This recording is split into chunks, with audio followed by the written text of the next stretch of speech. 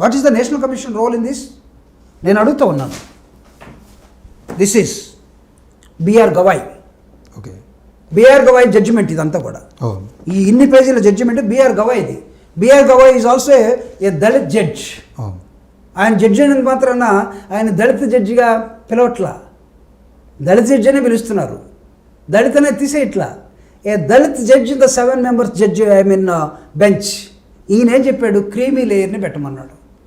అంటే వీళ్ళందరికీ దిగాలంటే, వీళ్ళందరూ పులుసు అనసాలంటే, మాలోడైనా మాదిగోడైనా మ్యాస్టనైనా లేకపోతే ఇంకోడైనా లంబాడోడైనా ఎరుకుడోడైనా యానాదోడైనా సరే ఒక్కసారి ఆ కుటుంబంలో ఉద్యోగం వస్తే వాడిని క్రీమీ లేయర్లకి నెట్టేయమని ఈ దళిత జడ్జి చెప్పాడు.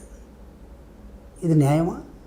నేను ఇందా చెప్పాను, యూపీఎస్సీలో 66% మాత్రమే ఫిల్ అయినాయి, 33% కాల. ఎటు పోవాలి? వాడికి ఇంకొక అవకాశం ఇవ్వా? ఒక ఐఏఎస్ కొడుకు ఐఏఎస్ కావాలంటే 5 సార్లు ఎగ్జామ్ రాయాల్సి వస్తుందండి. 5 attempts. హైదరాబాద్లో ఉంటే అక్కడ ఆర్టీసీ క్రాస్ రోడ్లో ఉంటే ఐఏఎస్ అకాడమీలో మొత్తంలో కోచింగ్ తీసుకోవాలి. ఆర్సీ రెడ్డి గారి దగ్గరికి వెళ్ళాలి. ఏడు కాకపోతే ఢిల్లీ వెళ్తే రావుస్ దగ్గరికి వెళ్ళాలి, లేకపోతే వజీరామ్ దగ్గరికి వెళ్ళాలి. పబ్లిక్ అడ్మినిస్ట్రేషన్ అర్థం చేసుకోవాలి.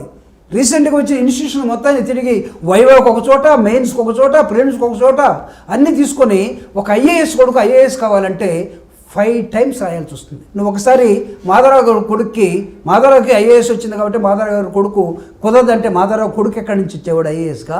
మాధవరావు గారు కూతురు ఎక్కడి నుంచి వచ్చేది? మాధవరావు గారు అల్లుడు ఎక్కడి నుంచి వచ్చారు? వీళ్ళందరూ కూడా ఏమైనా పుట్టడంతో గోల్డెన్ స్పూన్తో పుట్టినోళ్ళ? మాధవరావు గారు ఎక్కడి నుంచి వచ్చారు? కూలి పనులు చేసుకుంటూ చదువుకుంటూ పైకి వచ్చినటువంటి ఒక దళితుడు ఐఏఎస్ అయ్యాడు. అంటే ఆయన అయితే సరిపోతుందా? ఆయన పిల్లలకి ఇంకా అవసరం లేదా? అంటే ఆ జనరేషన్ అయిపోతుందా? ఇది ఆయన ఇచ్చిన జడ్జిమెంట్.